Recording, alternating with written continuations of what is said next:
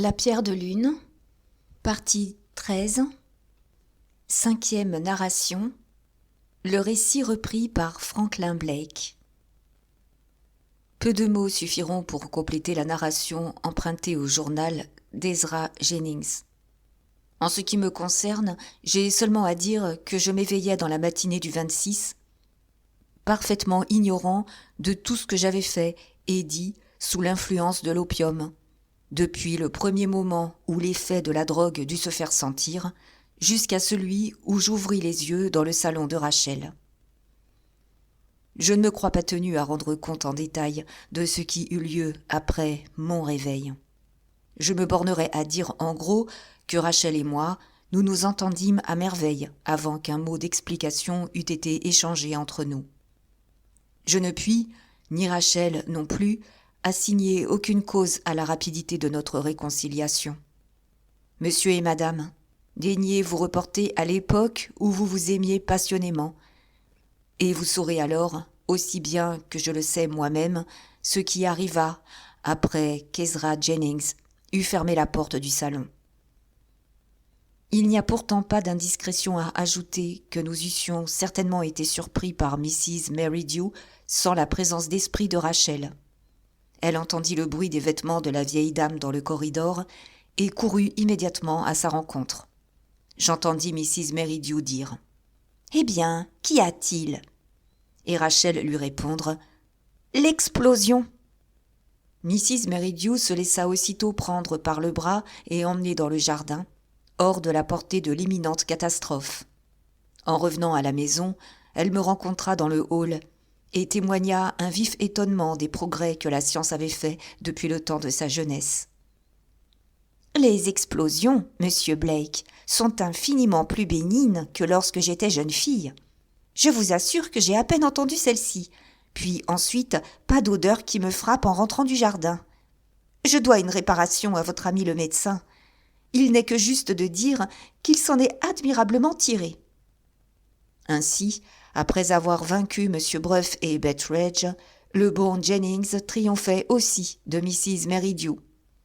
Que de sentiments libéraux sont encore en ce monde à l'état latent. Au déjeuner, M. Bruff ne cacha point les raisons qui lui faisaient désirer de me voir l'accompagner à Londres par le train du matin. La surveillance exercée sur la banque, l'issue que nous en pouvions espérer, firent une telle impression sur l'esprit de Rachel qu'elle se décida, sauf l'approbation de Mrs. Merridew, à revenir avec nous en ville, de façon à être auprès de nous à tout hasard.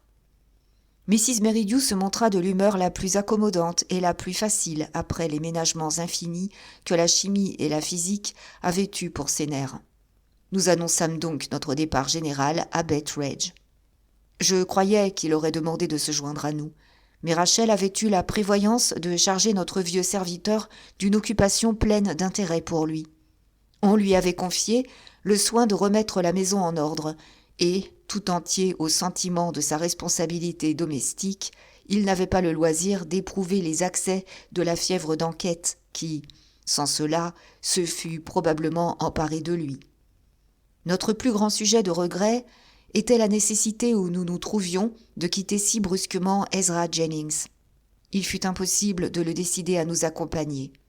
Je ne pus que lui promettre de lui écrire, et Rachel insista pour qu'il vînt à demeure chez nous lors de son retour dans le Yorkshire. Selon toute apparence, nous devions nous revoir dans peu de mois, et pourtant je me sentis gagné par la tristesse en laissant ainsi notre meilleur ami sur la plate-forme solitaire pendant que le train nous éloignait de lui. À notre arrivée à Londres, M. Bruff fut accosté dans la gare par un jeune garçon, vêtu d'une jaquette de drap noir fort usée, et que la proéminence extraordinaire de ses yeux ne pouvait manquer de faire remarquer. Ses yeux s'avançaient hors de leurs orbites et semblaient y rouler de façon à faire craindre qu'ils n'en tombassent. Après avoir écouté le gamin, M. Bruff pria les dames de l'excuser s'il ne les accompagnait pas jusqu'à Portland Place. À peine avais-je promis à Rachel de revenir lui donner des nouvelles que M. Bruff me saisit par le bras et me poussa dans un cab. L'enfant, qui avait les yeux à fleur de tête, prit place sur le siège près du cocher et on ordonna à ce dernier de nous conduire dans Lombard Street. Sont-ce des nouvelles de la banque ? Demandai-je, comme la voiture partait. Des nouvelles de M. Lecœur, dit M. Breuf. On l'a vu, il y a 1 heure environ, quitter sa maison de Lambeth, en compagnie de 2 hommes que mes agents ont reconnus pour être des agents de police déguisés. Si M. Lecœur a pris cette précaution à cause des Indiens, la conséquence à tirer de là est bien claire. C'est qu'il va chercher le diamant à la banque. Alors nous allons à la banque pour voir ce qui s'y passera ? Oui, ou pour apprendre ce qui s'y est passé, si tout est fini lorsque nous y arriverons. Avez-vous fait attention à mon gamin, là, sur le siège ? J'ai bien remarqué ses yeux. M. Breuf se mit à rire. Mes clercs ont surnommé le pauvre petit diable Groseille à maquereau, dit-il. Je l'emploie à faire mes commissions, et je souhaiterais seulement que ceux de mes gratte-papiers qui lui ont donné ce sobriquet fussent aussi intelligents que lui. En dépit de ses yeux, Groseille est un des garçons les plus futés de Londres, monsieur Blake. Il était 5h moins 20 lorsque le cab s'arrêta devant la banque, dans Lombard Street. Groseille vint ouvrir la portière et jeta à son maître un regard suppliant. « Désirez-vous entrer aussi ?» dit M. Breuf avec bonté. « Allons, entrez, et ne quittez pas mes talons jusqu'à nouvel ordre. Il est vif comme un éclair, continua l'avoué à demi-voix. 2 mots suffisent à Groseille, là où il en faudrait 20 avec un autre garçon. » Nous entrâmes à la banque. Le bureau extérieur, avec son long comptoir et les caissiers à leur poste, était encombré de monde. Chacun attendait son tour pour être payé ou pour verser son argent, car la banque fermait à 5 heures. 2 hommes, se détachant de la foule, s'approchèrent de M. Breuf dès qu'ils l'aperçurent. « Eh bien, dit ce dernier, l'avez-vous vu ? » « Il a passé près de nous il y a 1 demi-heure, monsieur. Il est entré dans les bureaux de l'intérieur. »« Il n'est pas encore sorti ? » ?»« Non, monsieur. » M. Breuf se retourna vers moi. « Nous n'avons qu'à attendre, dit-il. Je regardais tout autour de moi pour voir si je n'apercevrais pas les Indiens. Je n'en découvris pas la moindre trace. La seule personne présente qui put attirer l'attention était un homme grand, brun de teint, vêtu d'un gros paletot et d'un chapeau rond de marin. L'un d'eux aurait-il pris ce déguisement ? Impossible. L'homme était de stature plus haute qu'aucun des Indiens, et son visage, autant qu'une épaisse barbe noire permettait d'en juger, était 2 fois plus large que celui de ces orientaux. « Ils ont leur espion ici, » dit M. Breuf, qui considéra à son tour le marin. « Et peut-être est-ce cet homme-là. » Avant qu'il eût pu poursuivre, il sentit les pans de sa redingote respectueusement tirés par son petit acolyte. M. Breuf regarda du côté vers lequel se tournait Groseille. « Silence, dit-il. Voici M. Lecœur. » Le prêteur sur gage sortait de l'intérieur de la banque, escorté de ses 2 policemen en bourgeois. « Ne le perdez pas de vue, » glissa M. Breuf à voix basse. « S'il passe le diamant à quelqu'un, il devra le faire ici. » Sans paraître remarquer aucun de nous, M. Lecœur gagna lentement la porte, passant tantôt dans le plus épais, tantôt dans la partie la moins encombrée de la foule. Je vis parfaitement le mouvement que fit sa main lorsqu'il croisa un homme de taille moyenne et forte, convenablement vêtu d'un costume gris. M. Lecœur poursuivit son chemin. Aux approches de la porte, ses gardes du corps se placèrent à ses côtés. Les 3 personnages étaient suivis par un des agents de M. Breuf, puis ils disparurent tous. Je regardais l'avoué, et j'attirai son attention sur la figure de l'homme en gris. « Oui, » me dit M. Breuf à l'oreille, « je l'ai vu aussi. » Il se retourna, en quête de son second agent.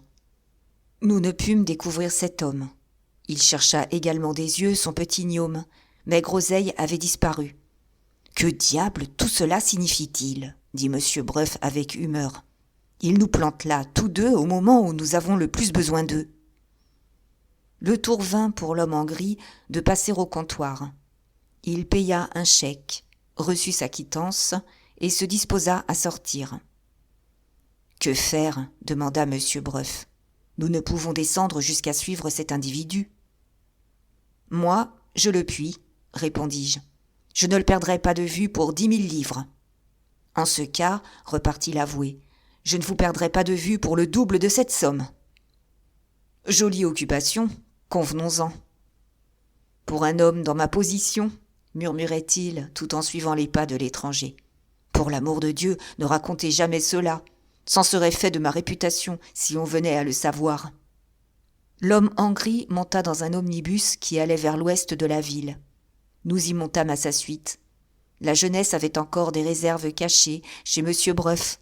Je le vis, moi, positivement, je le vis rougir lorsqu'il s'assit dans l'omnibus. L'homme en gris fit arrêter l'omnibus, alla vers Oxford Street et entra dans la boutique d'un pharmacien. M. Breuf tressaillit d'étonnement. « Mon apothicaire !» s'écria-t-il. « Je crains que nous n'ayons fait quelque méprise. » Nous entrâmes. M. Breuf et le maître du lieu s'entretinrent un instant à part, puis l'avoué me rejoignit, l'air fort penaud. « Tout cela est on ne peut plus flatteur pour nous, dit-il, en prenant mon bras pour sortir. C'est là notre consolation. »« Qu'y a-t-il de si flatteur pour nous ?» demandai-je. « Monsieur Blake, vous et moi, nous sommes deux des plus tristes agents amateurs qui aient jamais essayé de ce métier. Cet homme vêtu de gris est depuis 30 ans au service de mon apothicaire.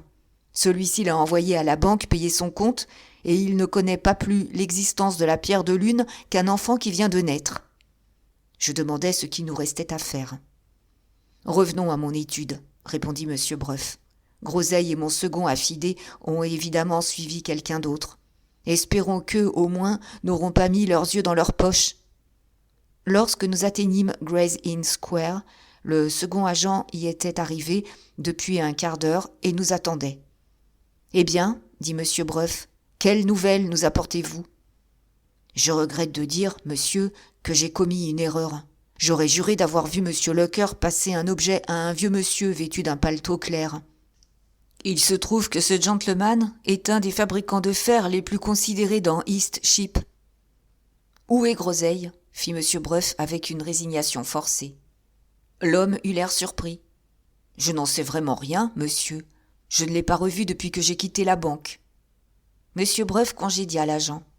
« De deux choses l'une, me dit-il. Ou Groseille a pris la clé des champs, ou bien il donne la chasse pour son compte.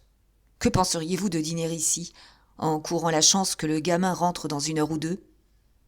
J'ai du bon vin dans la cave, et on nous enverra le reste du café voisin. » Nous dînâmes donc à l'étude. Avant que la nappe fût enlevée, on vint annoncer à l'avoué qu'une personne désirait lui parler. La personne était-elle Groseille ? Non. Nous vîmes paraître l'homme qui avait suivi M. Locker à sa sortie de la banque. Son rapport n'offrait aucun intérêt. M. Locker était rentré chez lui après avoir congédié ses gardiens, et on ne l'avait plus vu ressortir. Vers la tombée de la nuit, les volets avaient été fermés et la porte soigneusement verrouillée. La surveillance de la maison et de ses environs n'avait laissé apercevoir aucune trace des Indiens. Personne ne s'était même approché des alentours. Les faits portés à notre connaissance, l'homme attendit pour savoir si nous n'avions pas d'autres ordres à lui donner. M. Breuf le renvoya pour cette nuit. « Pensez-vous que M. Locker ait emporté la pierre de lune chez lui ?» demandai-je. « Non pas, » répondit M. Breuf. « Il n'eût jamais congédié ses 2 policemen s'il s'était risqué à garder le diamant dans sa propre maison. » Nous attendîmes le jeune garçon pendant 1 demi-heure, et en vain. Il était temps alors pour M. Breuf de rentrer à Hampstead et pour moi d'aller retrouver Rachel à Portland Place. Je laissai une de mes cartes au portier de l'étude, avec une ligne écrite dessus, indiquant que je serais chez moi ce soir à 10h30. La carte devait être remise au gamin s'il revenait à l'étude. Quelques personnes ont le talent d'être exactes, et d'autres ont la fâcheuse spécialité de manquer à leurs engagements. Je suis de ces dernières. Ajoutez-y que je passais la soirée à Portland Place, assis tout près de Rachel dans un salon de 40 pieds de long, avec Mrs. Merridew établie à l'autre extrémité. Quelqu'un s'étonnera-t-il, après cela, que je sois rentré à 00h30 au lieu de 10h30 ? Ce quelqu'un, alors, n'aurait jamais eu de cœur et, je souhaite, de ne jamais faire sa connaissance. Mon domestique me tendit un papier au moment où il m'ouvrit la porte. J'y lus ces mots tracés d'une main d'expéditionnaire. « Je vous prie de m'excuser, monsieur. Je sens le sommeil qui me prend. Je reviendrai demain matin entre 9 et 10 heures. » Grâce à mes questions, j'appris qu'un garçon ayant des yeux fort bizarres était venu montrer ma carte et mon message, avait attendu 1 heure, s'était endormi, puis réveillé, avait écrit ce mot pour moi et était reparti après avoir gravement prévenu mon domestique qu'il n'était bon à rien s'il n'avait pas sa nuit de repos. Le lendemain, à 9 heures, j'attendais mon petit visiteur. À 9h30, j'entendis marcher sur mon palier. « Entrez, groseille !» criai-je. « Merci, monsieur !» répondit une voix grave et mélancolique. La porte s'ouvrit. Je fis un soubresaut. Je me trouvais face à face avec le sergent Cuff. « Monsieur Blake, » dit le sergent, « avant d'écrire en Yorkshire, j'ai voulu savoir si par hasard vous n'étiez pas en ville. » Il était aussi long et morne que jamais. Ses yeux n'avaient pas perdu leur ancien tic, si finement dénoncé dans la narration de Betteredge, de regarder comme s'ils attendaient plus de vous que vous ne vous en doutiez vous-même. Toutefois, autant que les vêtements peuvent changer un individu, le célèbre Cuff était un homme nouveau, presque méconnaissable. Il portait un chapeau blanc à larges bords, une jaquette de chasse, des guêtres et un pantalon blanc. Il tenait en plus un gros bâton à la main. Toute son ambition était évidemment de paraître un campagnard invétéré. Lorsque je le complimentais sur sa métamorphose, il n'y voulut pas voir une plaisanterie. Il se plaignit très sérieusement des bruits et de l'odeur de la ville. Je crois même que son accent était devenu légèrement rustique. Je l'invitai à déjeuner. Mais l'homme des champs se montra choqué. Il déjeunait, lui, à 6h30 du matin, et il se couchait avec les coqs et les poules. « Je ne suis revenu qu'hier soir d'Irlande, » dit le sergent, abordant avec son air impénétrable l'objet pratique de sa visite. « Avant de me coucher, j'ai lu la lettre où vous me racontiez tout ce qui s'est passé au sujet du diamant, depuis notre enquête de l'année dernière. Il ne me reste qu'une chose à dire, c'est que de mon côté, j'ai fait complètement fausse route dans l'affaire. Je ne sais pas si un autre homme placé dans le milieu où j'étais y eût vu plus clair que moi, mais cela ne change rien aux faits, et je conviens que j'ai agi en aveugle. Ce n'est pas la première erreur, monsieur Blake, que j'ai commise dans le cours de ma carrière. Les officiers de police infaillibles n'existent que dans les livres. Vous êtes revenu juste au bon moment pour rattraper votre réputation, dis-je. Je vous demande pardon, monsieur Blake, repartit le sergent. Maintenant que je me suis retiré des affaires, je me soucie de ma réputation comme d'un fétu de paille. J'en ai fini avec ces vanités. Dieu soit loué. Je suis ici, monsieur, parce que je garde un souvenir reconnaissant de la générosité de Lady Verinder. Cette considération seule me fera reprendre mon ancienne besogne, si vous avez besoin de moi pour le moment. Mais c'est affaire d'honneur, et il sera entendu que je n'accepterai pas un sou d'argent. Maintenant, monsieur Blake, dites-moi où en est la situation depuis que vous m'avez écrit. » Je lui racontai l'expérience de l'opium et les incidents survenus à la banque de Lombard Street. Il fut très frappé de l'épreuve tentée sur moi, épreuve dont l'étrangeté était toute nouvelle pour lui. Ce qui l'intéressa beaucoup aussi, ce fut l'hypothèse d'Ezra Jennings relativement à ce que j'avais dû faire du diamant, après avoir quitté le petit salon le soir du jour de naissance. « Je ne crois pas, comme M. Jennings, que vous ayez caché la pierre de lune, » dit le sergent. « Mais je pense avec lui que vous avez dû certainement la reporter dans votre propre chambre. » « Eh bien, demandai-je, qu'en ai-je fait après ?»« N'avez-vous aucun soupçon de ce qui a pu se passer, monsieur ?»« Aucun, quel qu'il soit. »« Monsieur Breuf n'a-t-il aucune donnée ?»« Pas plus que moi. » Le sergent se leva, alla vers mon bureau et en revint avec une enveloppe cachetée. Elle portait mon adresse ainsi que le mot « privé ». Le nom du sergent était écrit dans le coin. « J'ai suspecté à faux l'année passée, dit-il, et je puis me tromper cette fois encore. Attendez, monsieur Blake, pour ouvrir l'enveloppe, que la vérité soit connue. Alors, comparez le nom de la personne coupable avec celui que je viens d'écrire dans cette lettre sous enveloppe. » Je mis la lettre dans ma poche. Ensuite, je demandai à M. Cuff son opinion sur les mesures prises par nous à la banque. « Tout cela est très bien combiné, monsieur, et vous ne pouviez mieux faire. Mais il y avait une autre personne à surveiller, outre M. Lecœur. Celle dont le nom se trouve dans la lettre que vous venez de me remettre. » Oui, monsieur Blake. Justement, celle-là. Mais ce qui est fait est fait. J'aurai quelque chose à vous proposer, ainsi qu'à monsieur Bruff, quand le moment sera venu. Attendons d'abord et voyons si le gamin n'aura rien d'intéressant à nous dire. Il était près de 10 heures, et Groseille ne donnait aucun signe de vie.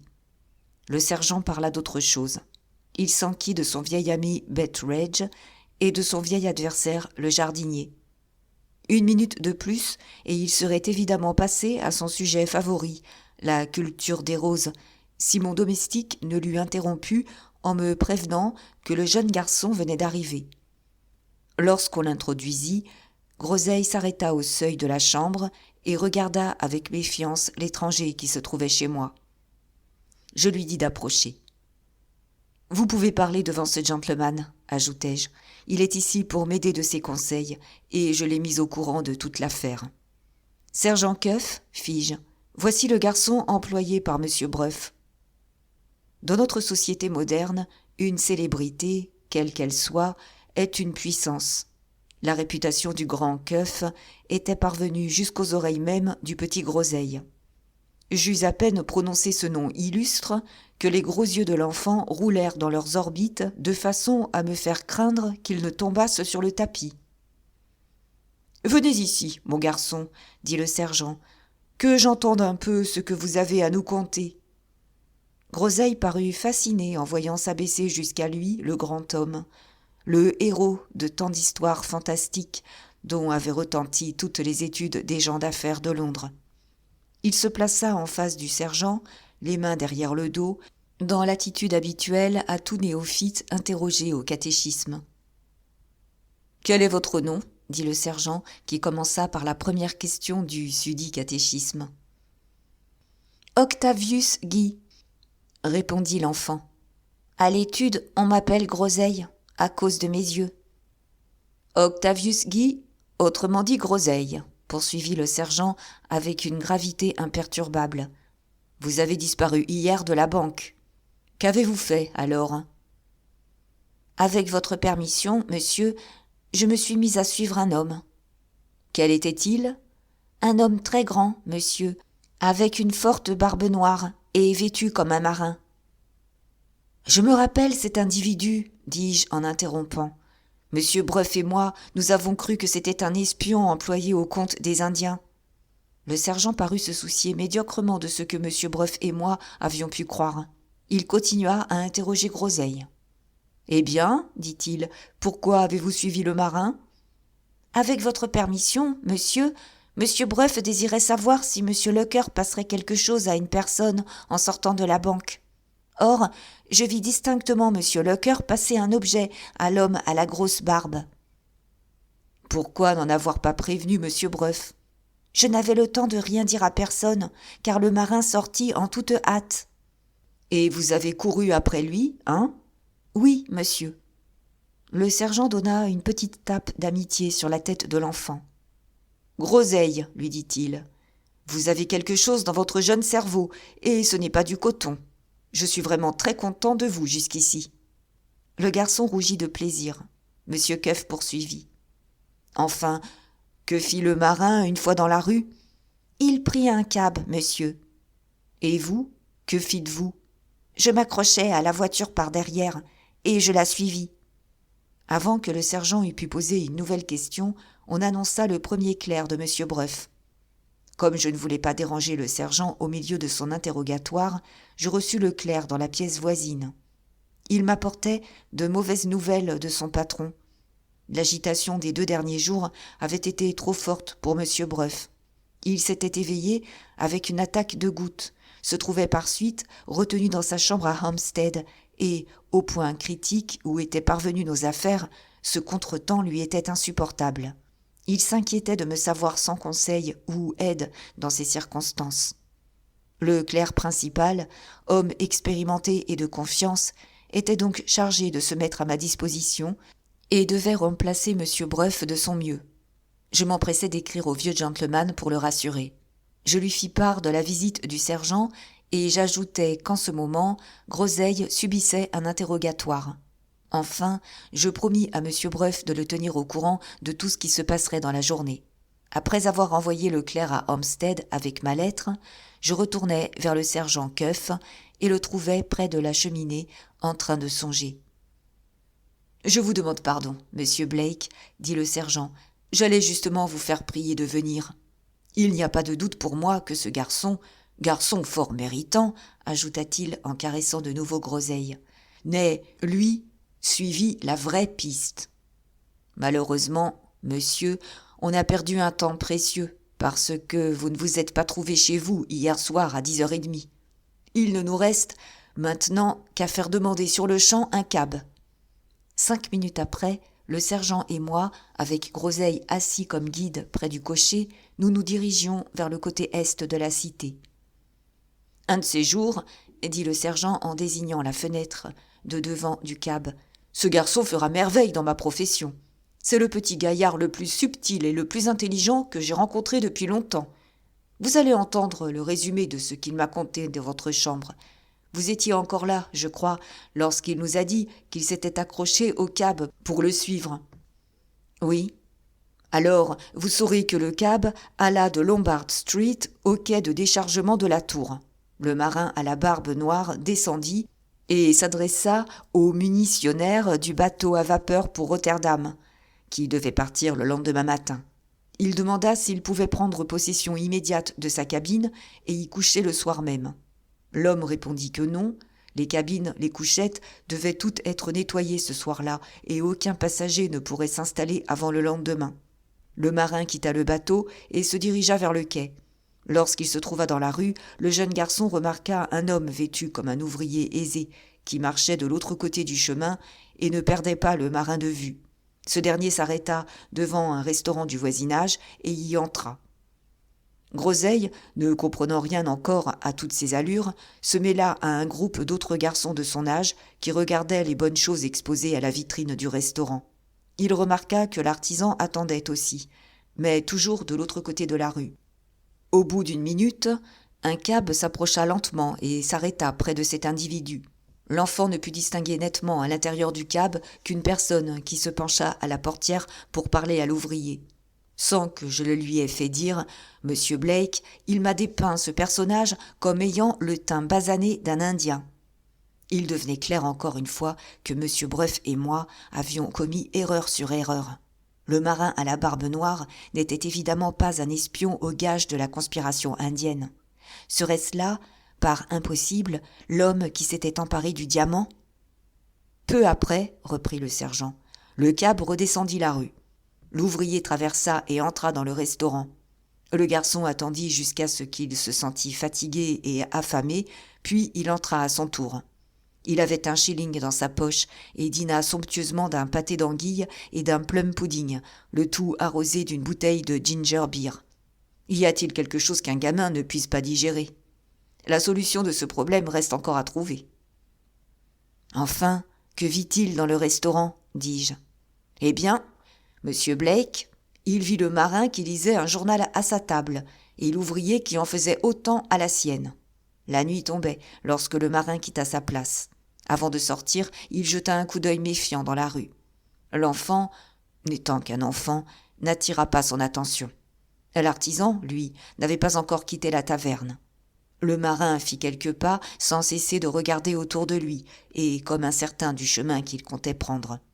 L'ouvrier apparut alors de nouveau, suivant le côté opposé de la rue. Notre marin continua sa marche jusqu'à ce qu'il fût arrivé à Shore Lane, qui conduit à la rue de la Basse-Tamise. Là, il s'arrêta devant un hôtel, à l'enseigne de la roue de la Fortune, et après avoir examiné l'auberge du dehors, il y entra. Beaucoup de personnes, presque toutes à l'apparence convenable, se pressaient autour du comptoir. La roue de la Fortune est une maison très bien tenue, Monsieur Blake, et renommée pour ses pâtés de porc et son porteur. Les digressions du sergent m'agaçaient. Il s'en aperçut et se borna plus strictement au récit de Groseille. Le marin, continua-t-il, demanda s'il pouvait avoir une chambre. Le maître de l'établissement répondit « Non, tout est plein ». La fille de service le reprit et fit observer que le numéro 10 était libre. On sonna un garçon pour qu'il montrât cette chambre au marin.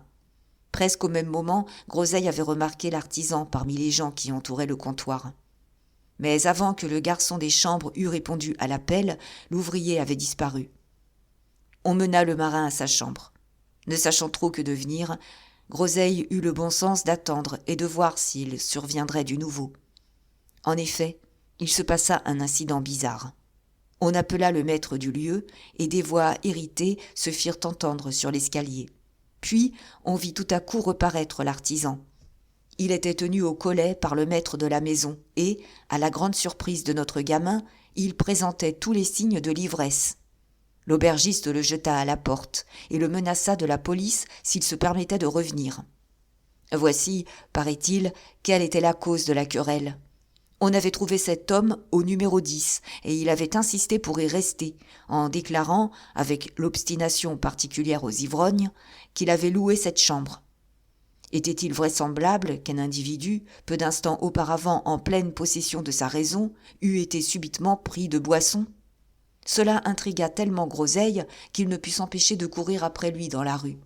Aussi longtemps que l'homme fut en vue de l'auberge, il festonna de la façon la plus scandaleuse, mais dès qu'il eut atteint le coin de la rue, il retrouva son équilibre et redevint aussi calme qu'eût pu le désirer un membre de la société de tempérance. Groseille rentra à la roue de la Fortune dans l'état d'esprit le plus perplexe. Il attendit encore, mais rien d'extraordinaire ne se produisit plus, et le marin ne donna aucunement de ses nouvelles. Il se décida alors à revenir à l'étude. Juste au moment où il prenait cette résolution, que vit-il, de l'autre côté de la rue ? L'ouvrier occupé à considérer une des fenêtres de l'étage supérieur de l'auberge, qui seule était éclairée. La vue de cette lumière parut le satisfaire, car il quitta presque aussitôt la place. Le jeune garçon prit sa course vers Gray's Inn, trouva votre message écrit, vint chez vous et vous attendit inutilement. Telle est, monsieur Blake, la situation à l'heure présente. Que pensez-vous de cette affaire, sergent ? Je la crois très sérieuse, monsieur. À en juger par tout ce qu'a vu le gamin, soyez sûr que les Indiens machinent quelque chose.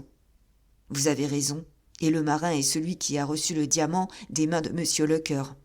Il semble étrange que monsieur Breuf, moi et les hommes employés par lui, nous ayons tous été trompés à ce sujet. Point du tout, monsieur Blake. À considérer le risque que courait cet individu, il est fort naturel que monsieur Lecœur se soit préalablement entendu avec lui pour vous donner le change. Mais comprenez-vous, tous ces incidents qui se passent à l'hôtel. Le prétendu ouvrier est évidemment un espion des Indiens. Mais je suis aussi embarrassé que Groseille lui-même pour expliquer cette subite comédie de l'ivresse. Je crois pouvoir résoudre cette énigme, me dit le sergent. Si vous réfléchissez bien, voyez quelles instructions précises a dû recevoir l'agent des Indiens. Ceux-ci eussent été trop facilement signalés pour risquer de se montrer à la banque ou à l'auberge. Il leur a fallu s'en remettre entièrement à un affidé. Fort bien, leur agent se trouve là quand on nomme le numéro de la seule chambre vacante, laquelle est destinée aux marins et par suite, si nos conjectures ne nous trompent pas, appelée à abriter également le diamant pendant cette nuit. Il devient évident que les Indiens ont dès lors un puissant intérêt à connaître la position topographique de cette chambre, les moyens de s'en approcher, etc. Que devait faire l'homme, muni d'instructions semblables ? Exactement ce qu'il a fait. Il enjambe l'escalier afin d'avoir le temps de jeter un coup d'œil dans la pièce, avant que le marin s'y établisse. On l'y trouve, et alors il simule l'ivresse, comme le moyen le plus aisé de sortir d'embarras. C'est ainsi que je déchiffre cette énigme. Après avoir été renvoyé de l'auberge, il est sans doute allé retrouver les Indiens dans un lieu convenu, et leur a fait son rapport. Ceux-ci, à leur tour, l'auront chargé de s'assurer que le marin restera à l'auberge jusqu'au lendemain matin. Quant à ce qui se sera passé en conséquence à la roue de la Fortune, sans votre absence, nous l'eussions découvert dès hier soir. Il est 11 heures du matin maintenant. Nous ne pouvons plus espérer pour le mieux et user des chances qui nous restent. Au bout de quelques minutes, le cab s'arrêtait dans Shore Lane et Groseille nous ouvrait la portière. « Tout va bien ?» demanda le sergent. « Très bien » répondit l'enfant. Dès que nous entrâmes dans l'auberge, son aspect nous frappa par quelque chose d'inusité qui se trahit même à mes regards inexpérimentés. Une servante effarée était seule au comptoir. 2 ou 3 habitués attendaient impatiemment qu'on les servît et frappaient sur le comptoir avec leur monnaie. La fille de salle sortit de la chambre du fond, agitée et préoccupée. Quand le sergent Cuff demanda le patron, elle lui répondit aigrement que son maître était en haut et n'était visible pour personne. « Venez avec moi, monsieur, » dit tranquillement le sergent Cuff. Là-dessus, il se mit en demeure de monter l'escalier et fit signe au gamin de nous suivre. La servante appela son maître, l'avertissant que des étrangers s'introduisaient dans la maison. Nous le rencontrâmes au premier. Il descendait précipitamment, dans un violent état d'irritation, afin de savoir ce que nous voulions. « Qui diable êtes-vous ? Et qu'est-ce qui vous amène ? demanda-t-il. « Du calme, répondit le sergent. Pour commencer, je vais vous dire mon nom. Je suis le sergent Cuff. » Cet illustre nom produisit son effet accoutumé. La colère du propriétaire tomba, il ouvrit un petit salon et fit ses excuses au sergent. « Je suis agacé et contrarié, monsieur. Voilà la vérité, dit-il. Une affaire déplaisante a eu lieu chez moi ce matin. Et un homme dans mon métier a bien de quoi lui troubler l'humeur, sergent. »« Il n'y a pas de doute à cela, répondit ce dernier. J'en arrive tout de suite, si vous le permettez, à ce qui m'amène ici. Ce gentleman et moi désirons vous faire quelques questions sur un sujet qui nous intéresse tous deux. »« De quoi s'agit-il, monsieur ? demanda l'aubergiste. »« Il s'agit d'un homme à barbe noire, vêtu comme un marin, qui est venu coucher ici hier soir. »« Bon Dieu, mais c'est l'homme qui bouleverse ma maison en ce moment !» s'écria notre interlocuteur. « Est-ce que vous, ou ce gentleman, savez quelque chose sur lui ? J'en serais bien satisfait. » Nous ne pourrons répondre qu'après l'avoir vu. « L'avoir vu ?» fit à son tour l'aubergiste. « Mais depuis 7 heures du matin, personne de nous n'a pu le voir. Hier soir, il avait demandé qu'on l'éveillât à cette heure-là. On est allé l'appeler, en effet, et on n'a obtenu aucune réponse. Il n'a pas même ouvert sa porte pour savoir ce qu'on lui voulait. On y est monté de nouveau à 8 heures, puis à 9 heures, et toujours en vain. La porte restait fermée à clé et pas un bruit ne se faisait entendre dans sa chambre. J'étais sorti pendant la matinée et je ne suis rentré que depuis un quart d'heure. J'ai cogné moi-même à la porte en pure perte. Enfin, un des garçons est allé chercher un serrurier. Si vous pouvez attendre un instant, messieurs, nous forcerons la porte et nous verrons de quoi il retourne. »« Cet individu était-il gris la nuit dernière ? demanda le sergent. « Nullement, monsieur.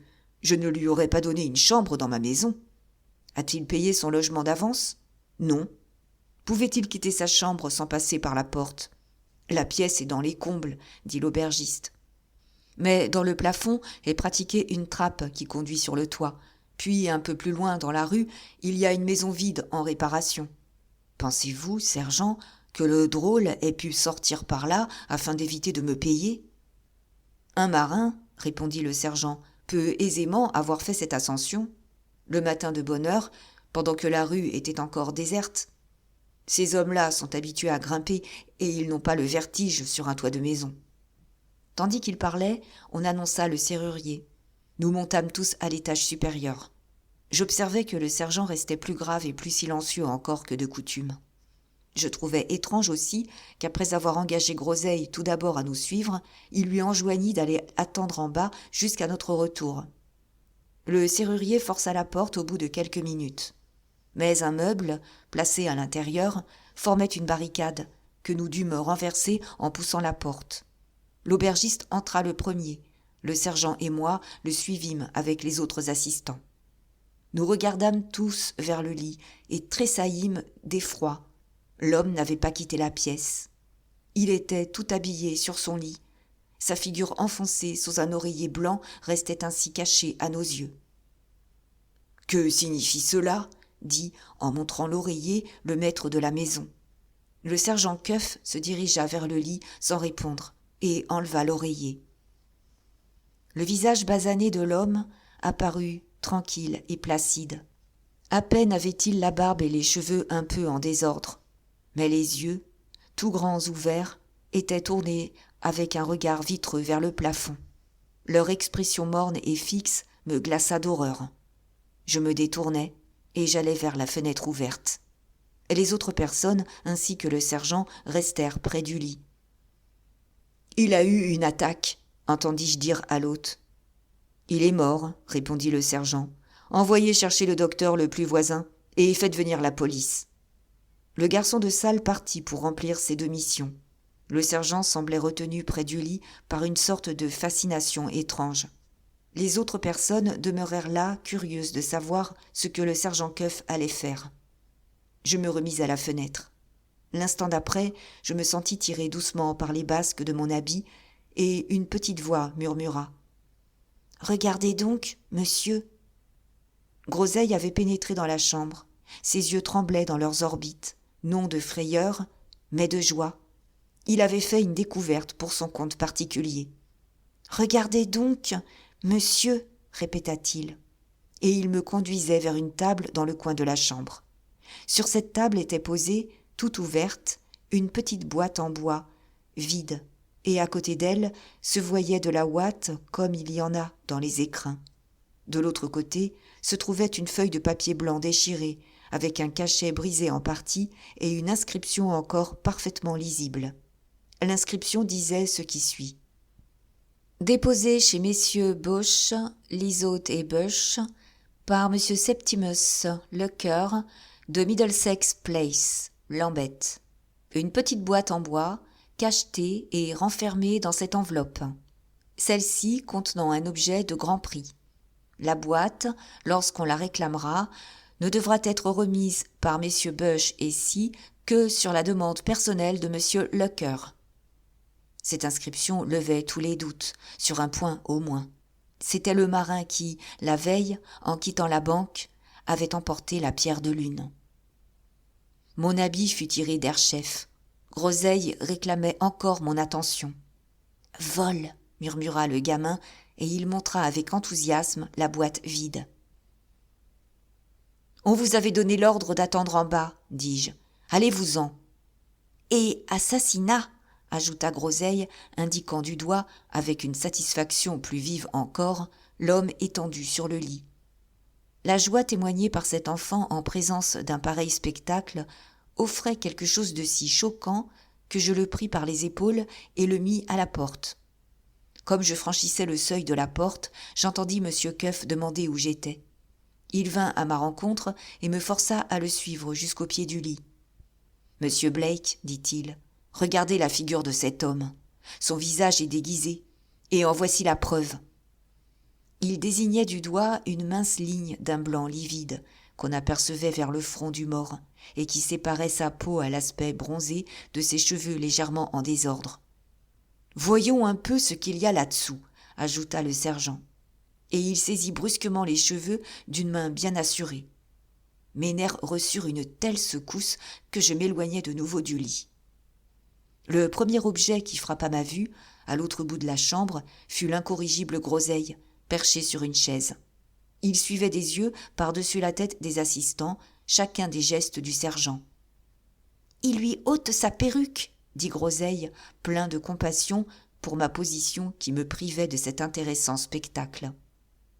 Il y eut un silence, puis un cri d'étonnement parmi tous ceux qui entouraient le lit. « Il vient de lui arracher sa barbe !» cria Groseille. Nouveau silence. Le sergent demandait quelque chose. L'hôte alla à la buanderie et revint avec une jatte pleine d'eau et une serviette. Groseille, en proie à une vive agitation, dansait sur sa chaise. « Montez donc ici près de moi, monsieur.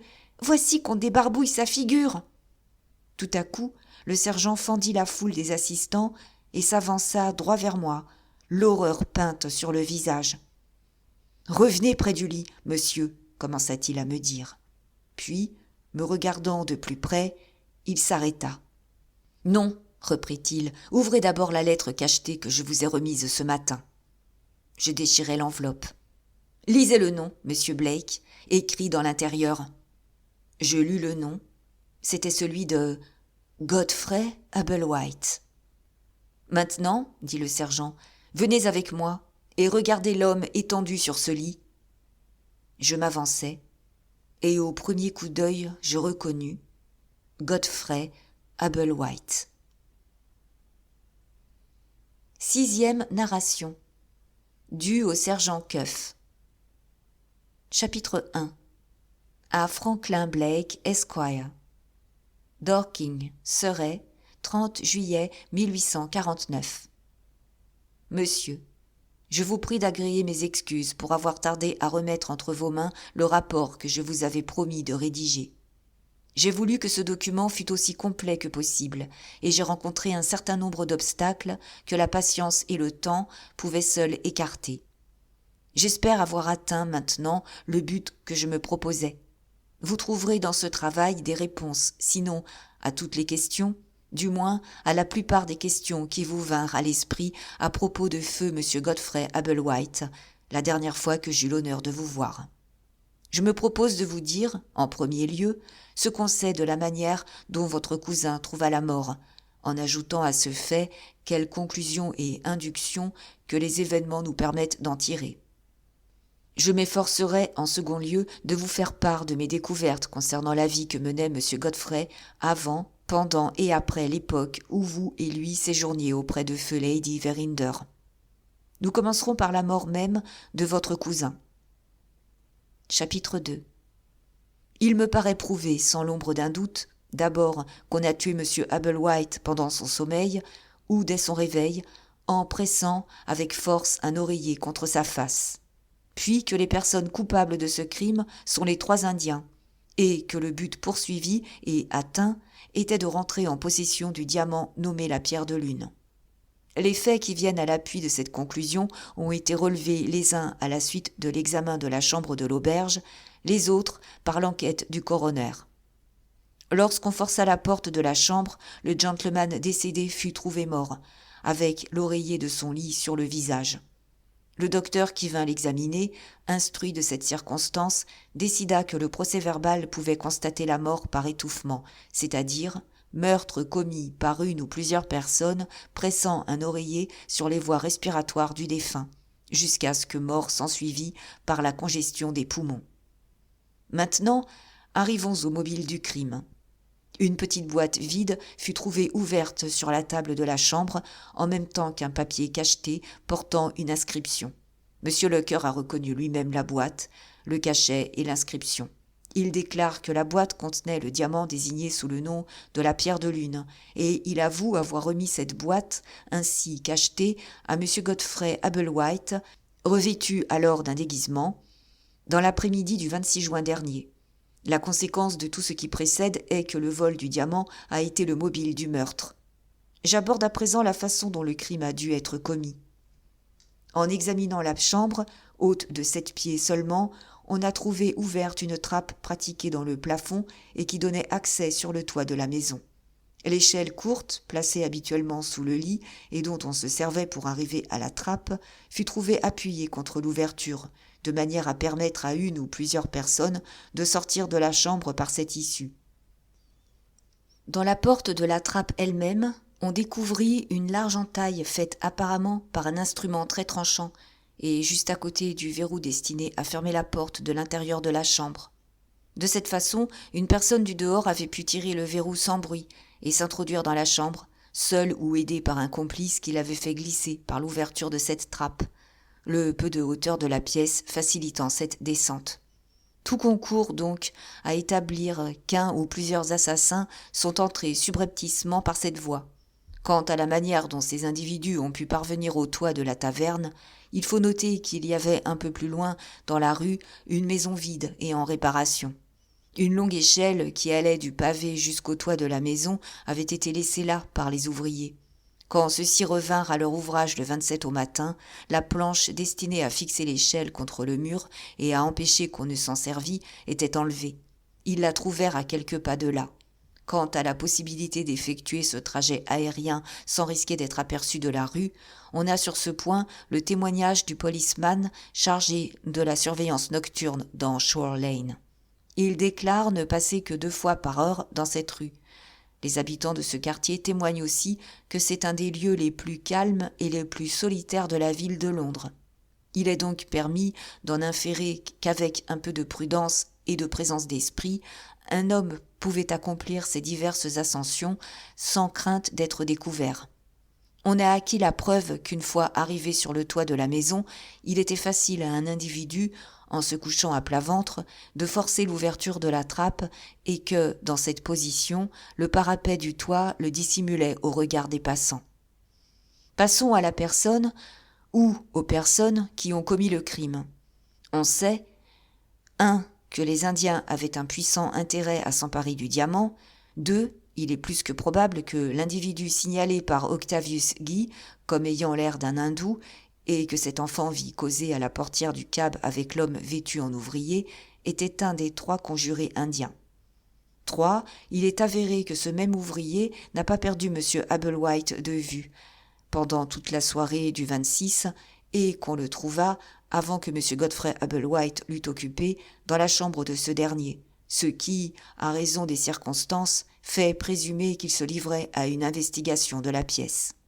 4. On a ramassé dans la chambre un brin de fil d'or, que des personnes expertes ont déclaré être de fabrication indienne et n'avoir pu provenir d'aucune manufacture anglaise. 5. Pendant la matinée du 27, 3 hommes, répondant au signalement des 3 Indiens, ont été remarqués dans sa rue de la Basse-Tamise. On les a suivis jusqu'au port de la Tour et on les a vus s'embarquer sur le steamer qui fait le service de Rotterdam. Il y a donc une certitude morale, sinon légale, que le meurtre a été commis par les Indiens. Quant à savoir si le prétendu ouvrier a été complice ou non du crime, il est impossible de le dire, et il est peu probable en tout cas qu'il l'ait commis à lui tout seul.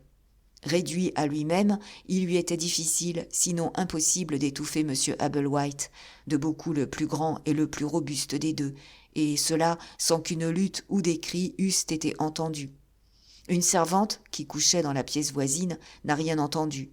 Le maître de l'auberge, qui a son appartement à l'étage au-dessous, n'a rien entendu. Tout s'accorde donc pour faire croire que ce n'est pas un homme seul qui a commis le crime, mais que c'est bien là l'œuvre des Indiens réunis. J'ajouterai seulement que le procès-verbal du coroner porte « meurtre volontaire commis par une ou plusieurs personnes inconnues ». La famille de M. Applewhite a offert une prime et rien n'a été négligé pour découvrir les assassins. Mais l'homme vêtu en ouvrier a déjoué toutes les recherches. On a retrouvé les traces des Indiens. Quant à l'espoir de ressaisir bientôt ceux-ci, je vous dirai un mot à cet égard lorsque j'arriverai à la fin du présent rapport. Ayant ainsi consigné tout ce qui était utile à dire sur la mort de M. Applewhite, je pus raconter quelle était sa manière de vivre avant, pendant et après le temps que vous avez passé tous deux dans la maison de feu Lady Verinder. Chapitre 3. Je commencerai par vous apprendre que la vie de M. Godfrey Applewhite offrait 2 faces. Pour le public, M. Applewhite était un gentleman qui avait acquis une grande réputation d'orateur dans les réunions philanthropiques et qui possédait des talents administratifs dont il faisait profiter diverses associations de bienfaisance, spécialement les œuvres fondées par des dames charitables. L'envers de cette existence, qu'on dissimulait avec soin, nous montrait le même gentleman sous un aspect tout différent, l'aspect d'un homme de plaisir. Il avait, dans la banlieue, une villa qui n'était pas achetée à son nom, et où vivait une dame qui ne portait pas non plus le nom de M. Applewhite. En faisant des investigations dans la villa, j'y découvris plusieurs tableaux de maître, des statues, un ameublement du meilleur goût, une serre remplie de fleurs rares et qui n'avait peut-être pas sa pareille dans tout Londres.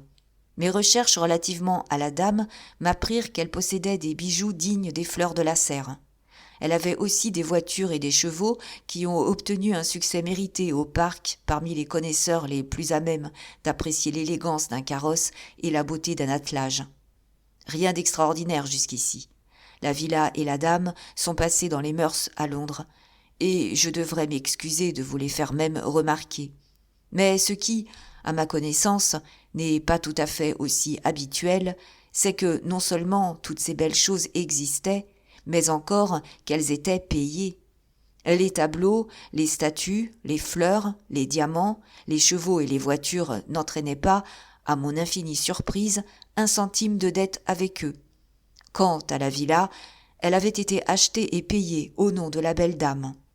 J'aurais pu chercher longtemps la solution de cette énigme, et ne pas la trouver sans la mort de M. Godfrey Applewhite, qui provoqua une enquête relative à l'état de ses affaires. L'enquête révéla les faits suivants. M. Godfrey, comme subrogé tuteur d'un jeune gentleman, avait l'administration d'une somme de 20 000 livres appartenant à son pupille, mineur encore en 1848. Cette tutelle devait cesser le jour de la majorité du jeune homme, c'est-à-dire en février 1850. D'ici là, ces 2 tuteurs avaient à lui servir une rente de 600 livres par an, en 2 termes égaux, à Noël et à la Saint-Jean. Cette pension était acquittée très régulièrement par le curateur principal, M. Abel-White. Mais tout le capital des 20 000 livres, dont les revenus étaient censés fournir la pension de 600 livres, avait été vendu en différentes fois et, à la fin de l'année 1847, il n'en restait pas un sou. L'autorisation de vente donnée aux banquiers et les divers ordres écrits portant les sommes à réaliser chaque fois étaient signés par les 2 tuteurs. La signature du second tuteur, officier retiré du service et qui vivait à la campagne, avait été contrefaite par le premier curateur, autrement dit M. Godfrey Abel-White. Ces faits expliquent l'honorabilité avec laquelle M. Godfrey payait les dépenses de la dame et de la villa. Il nous explique encore autre chose, comme vous le verrez tout à l'heure. Nous pouvons arriver maintenant à la date du jour de naissance de Miss Verinder, 24 juin 1848. Je tiens de M. Abel-White père, lui-même, que la veille de ce jour, M. Godfrey arriva chez lui et lui demanda un prêt de 300 livres. Remarquez bien la somme, et veuillez vous souvenir que c'est le 24 du présent mois que tombait l'échéance de la pension semestrielle du jeune pupille. N'oubliez pas non plus que la totalité de la fortune de ce jeune gentleman avait été dépensée par son tuteur et qu'il n'en restait plus rien depuis la fin de l'année 1847. M. Abel-White refusa d'avancer 1 centime à son fils. Vous savez que le lendemain, M. Godfrey se rendit en votre compagnie chez Lady Verinder. Quelques heures après, comme vous me l'avez dit vous-même, il faisait une proposition de mariage à sa cousine. Si celle-ci acceptait, il était sauvé de tous ses embarras d'argent, tant présents que futurs. Mais qu'arriva-t-il au lieu de cela ? Que Miss Verinder le refusa. Le soir du jour de naissance, voici donc quelle était la situation pécuniaire de M. Godfrey Abel-White.